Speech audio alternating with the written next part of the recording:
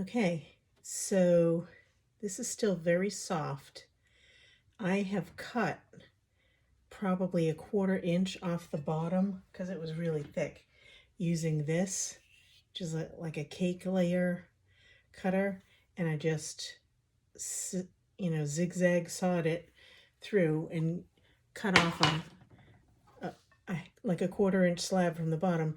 I'm going to just gently tip this back so you can see the bottom is, I have not mended that seam yet because it's still too soft. I'll do it later, but the walls are the right softness for me to do what I want to them, which is tufting. Tufting, like upholstery tufting. So I've done this before. It's really fun. And I'm just going to show you a little bit of how to do it, and then you can just figure out how you might want to do it on a piece of your own. So I guess I'll just use my knife here. The first step to doing this is to kind of divide up the sides. We need to basically get a crisscross pattern on the sides. So I'm going to just mark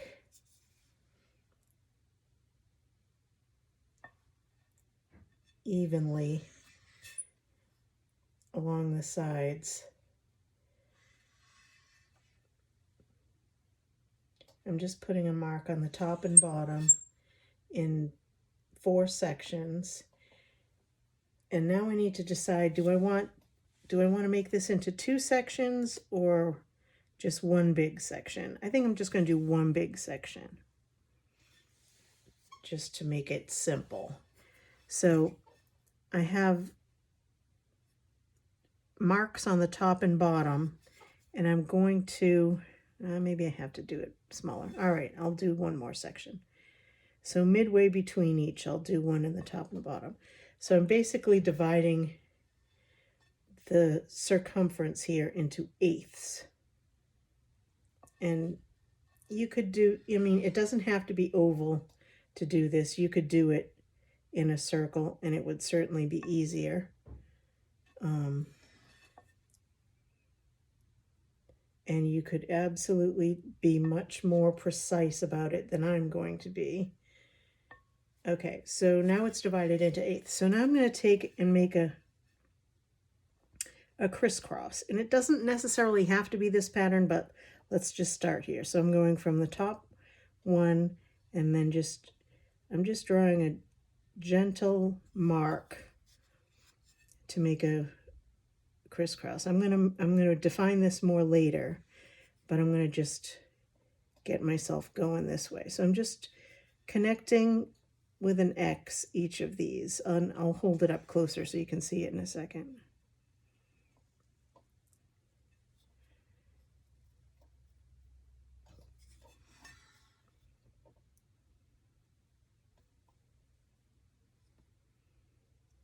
These are just guides for me for the next step.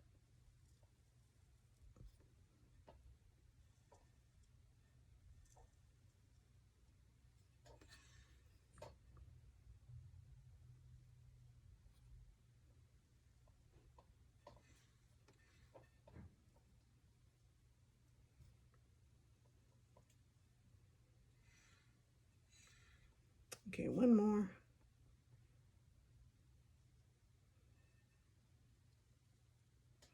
Okay, so you can see I've just made very soft lines there.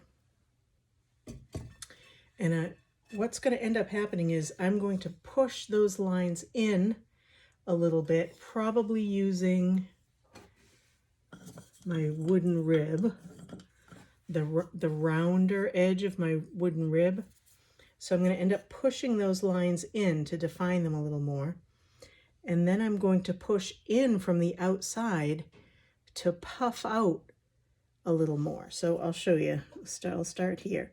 So I'm just going to follow this line, this one of these diagonal lines, and just gently push in with my wooden tool, with my rib, and then I'll do a diagonal. I'm going to have to do a few of them here in order for you to see what I really mean here.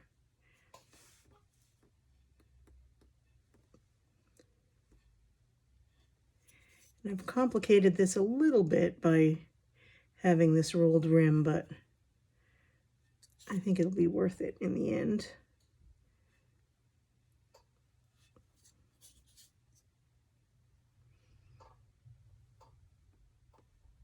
Okay, so I'm going to go ahead and do that all the way around, but just for now, I'm going to show you just this one side. Okay, so I have the lines defined. Now I'm going to wet my middle finger,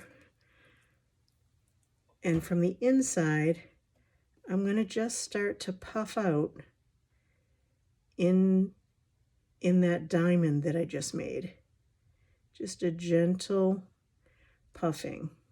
And then I'm going to do it in the little triangles as well. Just carefully so that I don't poke through. Just gently pushing.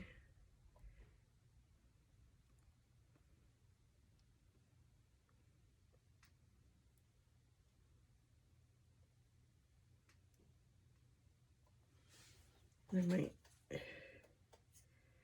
just redefine those lines a little bit.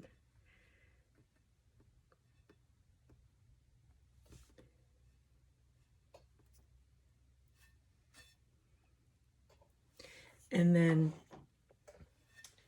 I'll take some brown clay. I'll show you the inside as well. And I'm just going to roll a few little dots that I will end up putting here for buttons. I'll show it to you in a sec.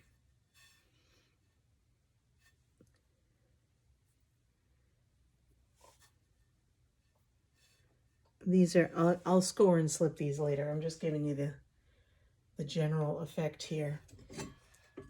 But there you go, and you can see from the side it's got a nice little puffy profile. And inside is going to have indentations where your fingers were.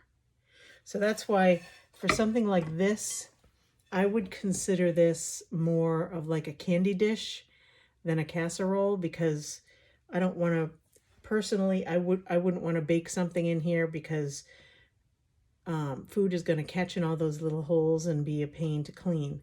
But for a candy dish, or something that isn't going to be baked into it, I think it would be really great, and it's really cute. So I'll show you another video of it after it's done, and I'll spin it around for you. But that's the process, really easy, and it makes it a really neat effect.